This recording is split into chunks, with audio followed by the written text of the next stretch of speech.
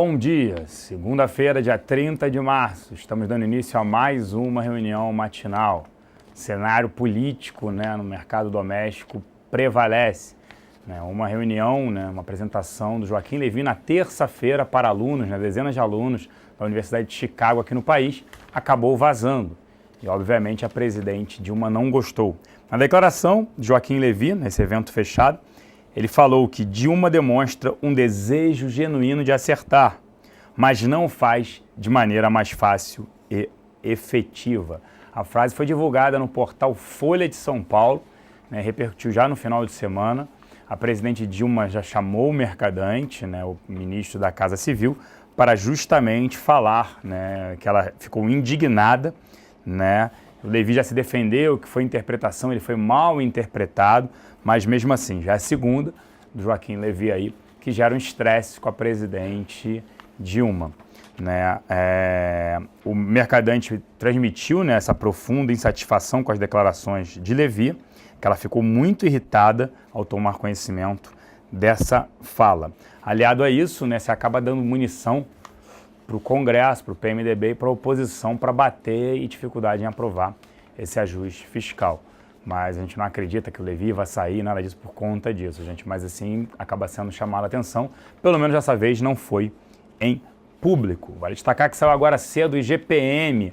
O IGPM de março veio 0,98%, enquanto que as expectativas da mediana era na casa de 0,93%. Hoje tem agenda cheia aqui e lá fora, diversos dados aqui no país, e saiu também o relatório Focus, principais destaques, IPCA de 2015, ele acabou aí aumentando a elevação de 8,12 para 8,13. IPCA 2016 passa, também elevando.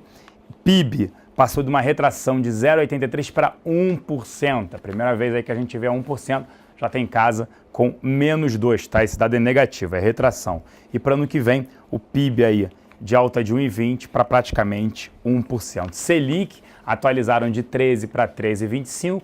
O mercado já projeta uma elevação de 0,5% na próxima reunião, no final de abril, daqui praticamente um mês. E aí você tem câmbio também subindo ao destaque de 3,15 esse ano para 3,20 e ano que vem de 3,20 para 3,23. Produção industrial também em queda mais acentuada, todos os indicadores de inflação e preços administrados para cima. Lá fora, bolsas operam em alta, principalmente aí na expectativa de novos estímulos por parte do gigante asiático China. Hoje, por exemplo, o Banco Popular da China anunciou que para a segunda residência, para os possíveis compradores, consumidores chineses, precisava-se de uma entrada de 60%, que é chamado down payment. Agora é de 40%, a China aí querendo criar bolha imobiliária.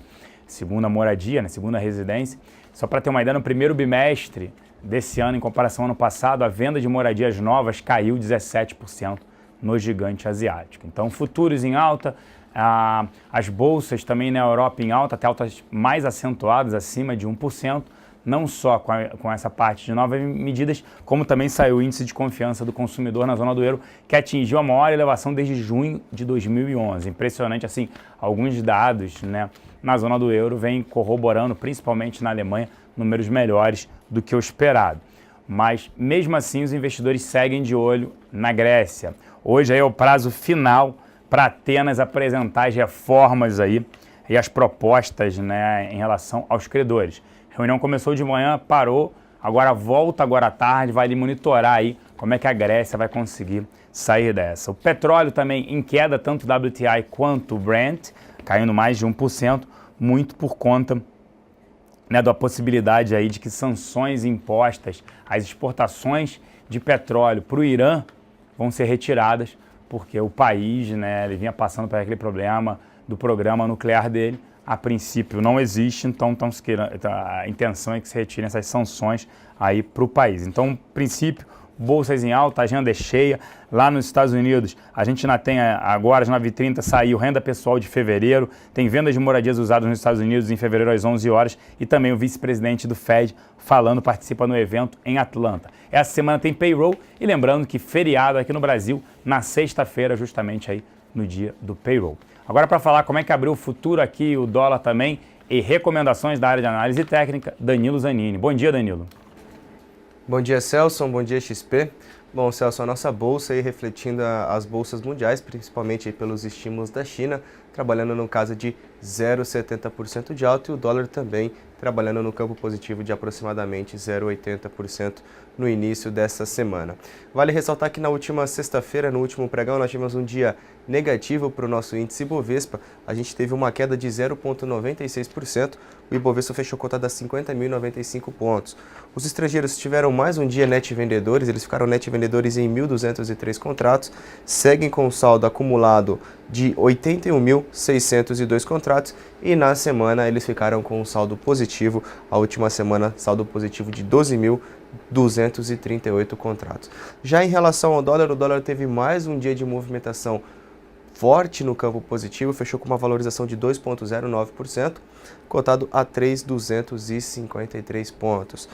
Os estrangeiros ficaram vendedores no dia em 6.800 contratos. Na semana, eles têm um saldo acumulado de 1.394 contratos na ponta compradora, e o acumulado histórico dos estrangeiros no dólar está beirando a casa de 200 mil contratos, 197.922 contratos.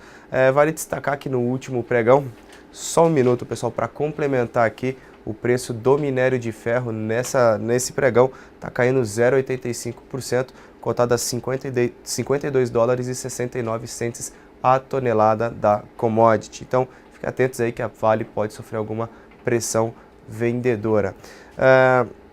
Na última sexta-feira nós abrimos 3 calls por meio de gráfico, por meio técnico, tá?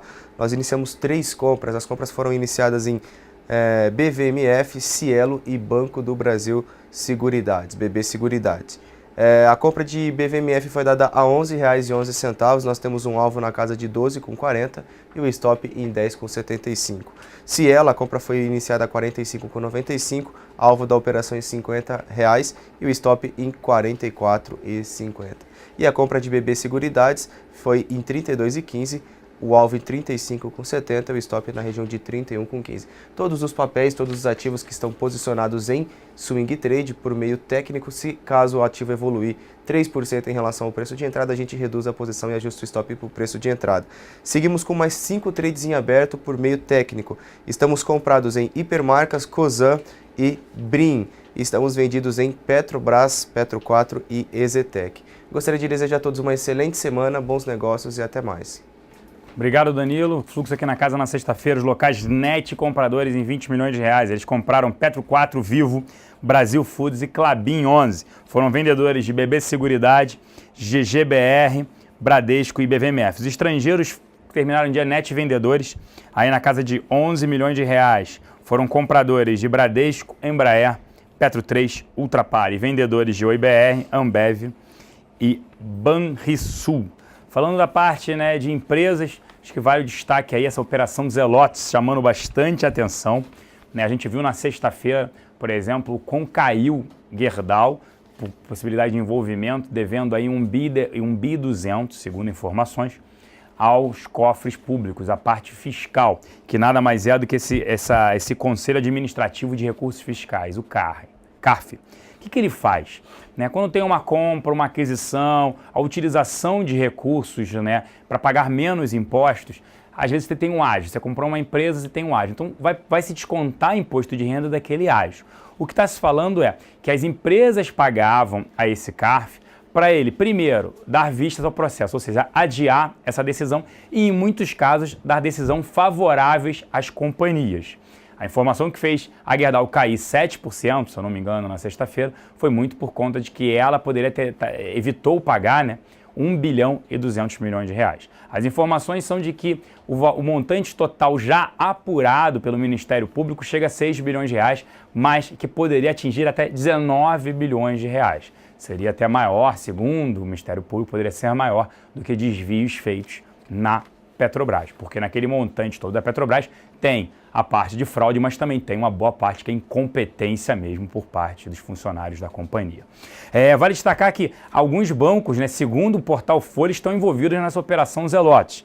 Bradesco, Santander, Safra, Pactual e Bank Boston. As montadoras fechadas aqui, Ford e Mitsubishi, além da Brasil Foods e Gerdau, que a gente já mencionou sobre isso. Então acho que vale monitorar hoje e também o desenrolar desse tipo de operação. O próprio Ministério Público, como eu citei, já fala que já tem desvios comprovados na casa de 6 bilhões de reais. Além deles, Petrobras, Camargo Corrêa Light e o grupo RBS de comunicação estariam também envolvidos.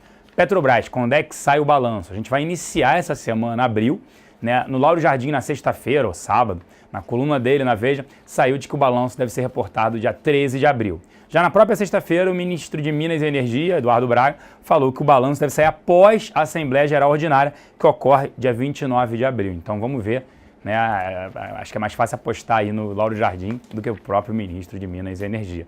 Mas vamos aguardar. Pode ser que o ativo ande, as ações andem, muito por conta, né, da divulgação do balanço. Ah, mas o rombo é grande, é menor. É porque a empresa precisa do balanço porque está tudo parado, né? A companhia parou, precisa emitir mais dívida, precisa, se for o caso, reduzir, né, vender ativos. Se precisar emitir ações, não tem como. Então, segue esse problema em relação à companhia. Embraer anunciou agora cedo, né, o pedido firme de 17 aeronaves, né, da E-Jets, né, que eles chamam, e mais 17 opcionalidades que podem ser exercidas ou não. E aí o montante pode chegar a 1,5 bilhão de dólares. O primeiro avião vai ser entregue esse ano para a KLM. Então, isso é importante destacar. 34 aviões, sendo 17 pedidos firmes, entram no backlog, e outros 17 são opções que a companhia pode exercer, a KLM. Interessante, a gente gosta do ativo, né, muito por conta dessa exposição a dólar, mas óbvio, anunciando um pedido como esse, sempre é positivo para o ativo. A Dufry, né, aqui no Brasil, DAGB 33, anunciando aí a compra da World Duty Free, por valor de 3,6 bilhões de euros. Vai se tornar a maior companhia em número de lojas de duty free no mundo. É interessante, lá fora a Dufry já apresenta forte alta hoje. Vale destacar ainda, a BVMF tem a Assembleia aí Geral Ordinária, tá, hoje para eleger o Conselho de Administração, mas acho que isso não tem tanto impacto na companhia. Lojas Americanas anunciou, isso pode impactar a recompra de ações até 19 milhões e meio de ONs e até 27,8 milhões de PNs. Não é normal a companhia anunciar recompra de ações, porque ela está destinando boa parte do seu capital para o CAPEX, para abertura de loja. Aquele programa, 80 anos em 5, que é quase que dobrar, abrir 800 lojas em apenas 5 anos. Se ela está fazendo isso, é porque ela está vendo a sua gestão, o nível das ações muito barato. A gente segue reiterando, nós americanos, nas nossas carteiras, a gente gosta do ativo, é mais resiliente, ticket médio baixo, então é mais um motivo aí sendo corroborado pela própria companhia anunciando recompra. E BHG realizando aí um pedido na CVM para cancelar suas ações, 30 de abril, a ideia dessa OPA, BHG. Então, assim, 3 companhias esse ano, em 3 meses, né, hoje praticamente fazendo isso, 3 meses, 3 companhias pedindo para cancelamento de oferta. A Souza Cruz, BRPR e agora a BHG. Óbvio que isso acaba trazendo um lado ruim, mas pelo outro lado, mostrando que alguns ativos estão se tornando no nível de valuation atrativo, porque só fecha capital para capturar isso. Fora isso, diversas empresas anunciando recompra, porque vale mais a pena, essas empresas estão vendo, seus gestores, que vale mais a pena comprar suas ações, que vai gerar um retorno maior, dado que eles conhecem esse ativo, do que investir no próprio negócio, também um cenário macroeconômico adverso. Na parte de aluguel, nossa mesa de BTC chamando bastante atenção, Cyrela atingiu o all-time high, ou seja, nunca na história desse país, parafraseando nosso ex-presidente, atingiu esse nível, 20,24% posição short sobre o free float. Então, você pode continuar tendo aí um short squeeze no curto prazo. É praticamente certo ter um short squeeze. Aí já teve um momento, foi por isso que a ação subiu e deve continuar. Vale 5 também, o mercado dobrou o tamanho em Vale 5. Saiu de 45 milhões de ações para 92 milhões de ações. Vai ter squeeze em Vale? Não. Mas ele agora atingiu aí 4,77% em relação ao free float. Não é squeeze, mas em compensação é uma posição bem grande. Se tivesse que estar short, dava para ficar em Vale 5.